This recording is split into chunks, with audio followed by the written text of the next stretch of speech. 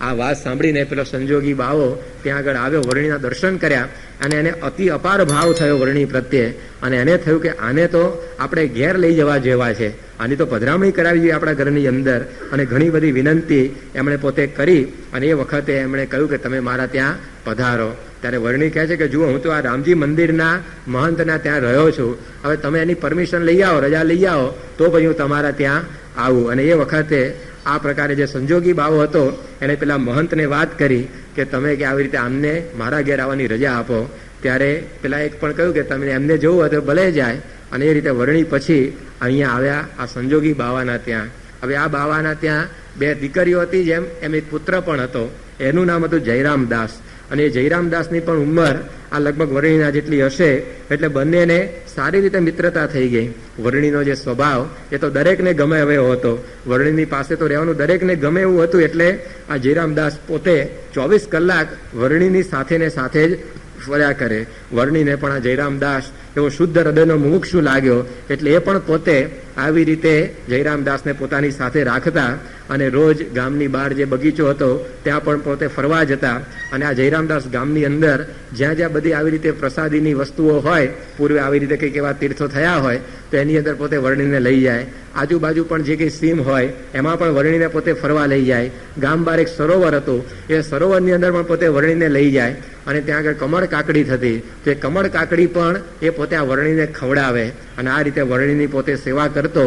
એની જે માતા જયરામદાસની એ પણ વર્ણિની ખૂબ જ સારી રીતે સેવા કરતી. ઠાકોરજી પોતાના ઘરમાં હતા તો એને થાળ ધરાવે, એ પહેલા વર્ણિને પોતે ધરાવે.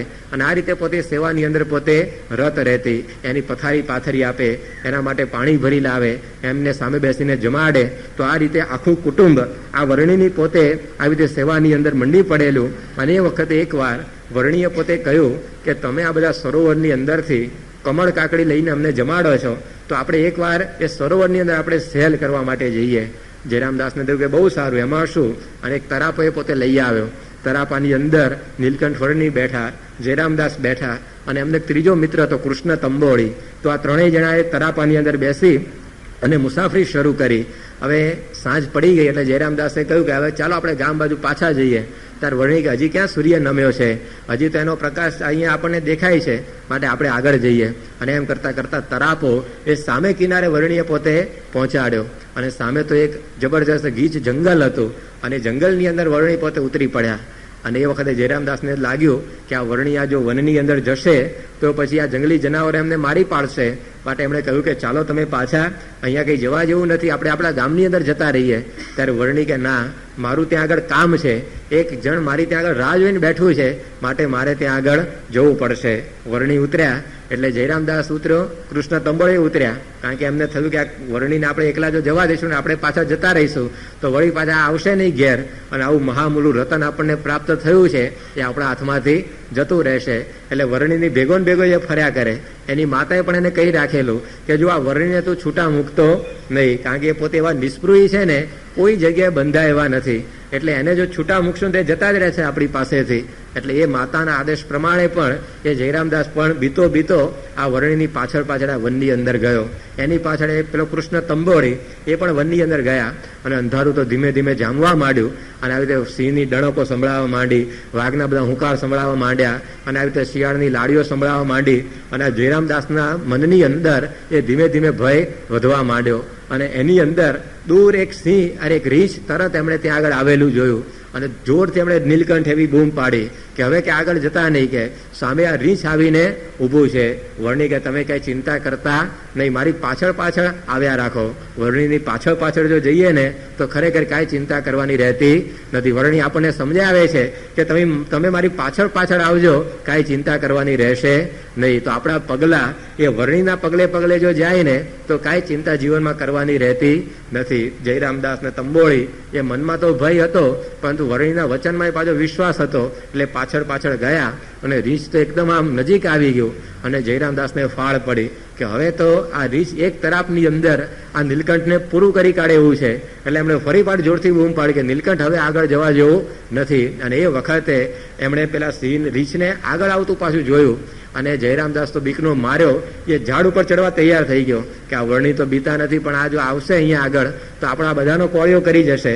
એટલે પોતે ઝાડ ઉપર આમ જો ચડવા ગયો ને તેના હાથ ઉપરથી એકદમ આમ સુવાળી વસ્તુ પસાર થતી એવું લાગ્યું. એણે જોયું તો મોટો નાગ એના હાથ ઉપરથી પસાર થતો, તરત પાછો હાથ ઉપર ઝાડ ઉપરથી છોડી દીધો અને એ પોતે હાથ જેવો છોડ્યો અને એ સીધો હેઠે આવ્યો અને કોકની સાથે ભટકાયો. એને લાગ્યું કે નક્કી રીંછ મને ભટકાવી. જોરથી નીલકંઠ બૂમ પાડી. ત્યારે તો કૃષ્ણ તંબોળી હતો, એનો મિત્ર જ હતો.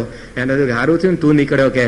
અને આ રીતે ભયની અંદર આવી ગયા. અને એ વખતે એમણે જોયું કે પેલું રીંછ કરે છે શું, તે રીંછ તો નીલકંઠની મૂર્તિની સામે એકી ટશે પોતે જોઈ રહેલું. થોડાક સમય સુધી આવી રીતે આ રીંછ નીલકંઠના દર્શન કરતું રહ્યું. પછી નજીક આવ્યું અને એ વખતે નીલકંઠ વર્ણીએ એ રીંછના મસ્તક ઉપર હાથ મૂક્યો અને ત્યાર પછી આ વર્ણીના સ્પર્શથી કૃતાર્થ થઈને એક પ્રદક્ષિણા કરી અને આ રીંછ ત્યાંથી જંગલની અંદર કૂદતું કૂદતું જતું રહ્યું. ત્યારે જયરામદાસનો જીવ હેઠો બેઠો કે હાશ કે હવે આ ગઈ ગાત કે આપણા માથેથી. પણ પછી એને થયું કે આ રીંછ હતું કોણ કે. અને એ વખતે નીલકંઠ વર્ણીને પૂછ્યું કે તમે આ રીંછને મસ્તકે હાથ મૂક્યો અને આ રીંછ તમારી પ્રદક્ષિણા કરીને ગયો તે કોણ હતું? ત્યારે વર્ણીએ કહ્યું કે આ જામવાન હતો. કૃષ્ણના અવતારની અંદર એને મારો મેળાપ થયેલો, પરંતુ એ વખતે એને સંશય રહી ગયેલો અને આ વખતે એનું કામ પાર પડ્યું. ત્યારે જયરામદાસને થયું કે આ વનની અંદર વર્ણી આટલી ભર રાતે એ કેમ આવ્યા? એક રીંછના માટે. તો એક એકના કલ્યાણ કરવા માટે એ વર્ણી પોતે પોતાનું આ વિચરણ કરી રહેલા છે. કોઈ આ લોકની એમને અપેક્ષા નથી, પરંતુ આ મુમુક્ષુઓના કલ્યાણ માટે આગળ જે ભગવાનની ભક્તિ કરી હોય એ ભક્તિને લેખે કરવા માટે આ વર્ણી પોતે ફરી રહેલા છે. જેમ પેલા ગોપાળ યોગી એકલા વનમાં રહેતા હતા તો એના માટે છેક પોતે ત્યાં જઈ પહોંચ્યા. જેમાં પીબેક હતો એ પોતે એકલો જ પડેલો રાક્ષસના દેહની અંદર, વનની અંદર, તો સ્પેશિયલ એના માટે ત્યાં પણ પોતે જઈ પહોંચ્યા. આ રીંછ એ પણ પોતે આ બિચારું વનની અંદર આટા મારતું હતું, પરંતુ એના માટે વર્ણી પોતે ત્યાં પણ જઈ પહોંચ્યા. તો આવા યોગી હોય, રાક્ષસ હોય કે ભલે ને પશુની યોનિને પામેલા હોય, પરંતુ આ દરેકને પોતાના સંબંધે કલ્યાણ કરવા માટે એ આ વર્ણી પોતે વિચરી રહેલા છે. કેટલીક જગ્યાએ આપણા ગ્રંથોમાં એવી પણ વાત આવે છે કે આ જામવાનનો મિત્ર એ પોતે આ રીંછ હતો અને એનું વર્ણીએ પોતે કલ્યાણ કર્યું. અને કેટલાક ગ્રંથોમાં જામવાન હતો એવો પણ ઉલ્લેખ એ કરવામાં આવેલો છે, પરંતુ એની અંદરથી એક વસ્તુ આપણને દેખાય છે, એ નીલકંઠની કલ્યાણ ભાવના, કે પશુનું પણ કલ્યાણ એ એમણે એમના જીવનની અંદર કર્યું. એમનો સંબંધ એકવાર એમને થઈ જવો જોઈએ. તો આવી પ્રકારે આ પોતાની કલ્યાણ યાત્રા એ નીલકંઠ પોતે આ કરી રહેલા છે. અને એની અંદર મનુષ્ય, પશુ, પક્ષી જે કોઈ આવે એ બધાનું એ કલ્યાણ એ પોતાના સંબંધ માત્રથી કરતા રહેલા છે. અને ત્યાર પછી આ રીંછનું કલ્યાણ કરીને તરાપામાં બેસી અને જયરામદાસ, તંબોળી અને નીલકંઠ વર્ણી એ વળી પાછા ગામની અંદર પધાર્યા. અને હવે એ ગામની અંદર કેવા વિશેષ ચરિત્ર વર્ણી પોતે કરે છે અને આગળ જતા આ જયરામદાસની સાથે આ નીલકંઠ વર્ણીની યાત્રા એ કેવી પ્રકારની રહી એની વિશેષ વાતો એ બહુ સુંદર રીતે હવે જે આ જયરામદાસનું આખ્યાન આગળ વધે છે એની અંદર ગૂંથવામાં આવેલી છે. આ જે જયરામદાસનું આખ્યાન એનો મહિમા કહેતા આ હરિલીલામૃતની અંદર લખવામાં આવ્યું છે કે આવી પ્રકારનું આ જે જયરામદાસનું આખ્યાન એ જે કોઈ આવી રીતે ભાવે કરીને સાંભળશે અથવા તો એને ગાશે તો એના જન્મો જન્મના તાપ એ બધા ટળી જશે. તેવું મહાપવિત્ર આખ્યાન આ નીલકંઠ વર્ણીનું એનો પ્રારંભ હવે થઈ રહેલો છે. એની વિશેષ વાતો એ આપણે આવતીકાલની કથામાં આગળ વધારીશું. સહજાનંદ સ્વામી મહારાજ નારાયણ સ્વામી નારાયણ નારાયણ નારાયણ.